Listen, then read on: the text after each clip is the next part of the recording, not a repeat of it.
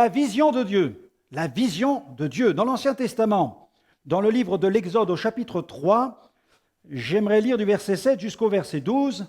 L'Éternel dit, « J'ai vu la souffrance de mon peuple qui est en Égypte. J'ai entendu les cris que lui font pousser ses oppresseurs, car je connais ses douleurs.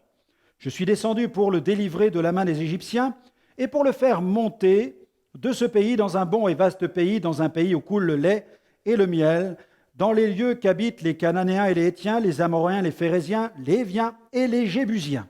Voici les cris d'Israël sont venus jusqu'à moi et j'ai vu l'oppression que leur font souffrir les Égyptiens. Maintenant va, et je t'enverrai auprès de Pharaon et tu feras sortir d'Égypte, mon peuple, les enfants d'Israël. » Moïse dit à Dieu, « Qui suis-je pour aller vers Pharaon et pour faire sortir d'Égypte les enfants d'Israël ?»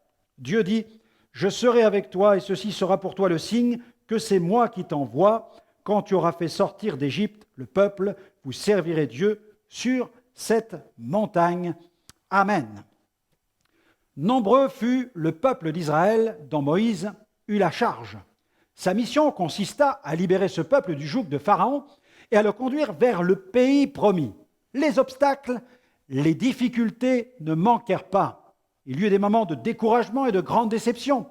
Moïse porta de nombreuses responsabilités, tant sur le plan politique et social, mais aussi sur le plan moral et spirituel. Pour bien remplir sa mission, il dut rester attaché aux recommandations qu'il reçut de la part de l'Éternel. Moïse fut capable de remplir sa mission parce qu'il était animé d'une vision que Dieu avait placée dans son cœur.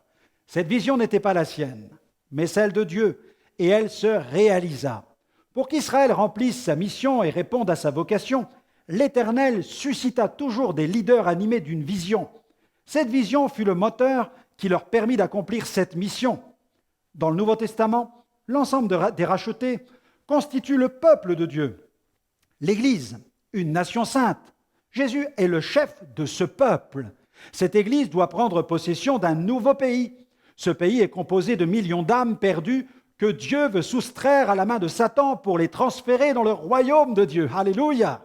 Cette merveilleuse conquête porte un nom, l'évangélisation. Ce pays ne possède aucune frontière géographique. Cette évangélisation se réalise à l'échelle mondiale jusqu'aux extrémités de la terre. Allons-nous répondre favorablement à l'appel de Dieu qui nous demande de sauver cette génération? Réfléchissez à cette question.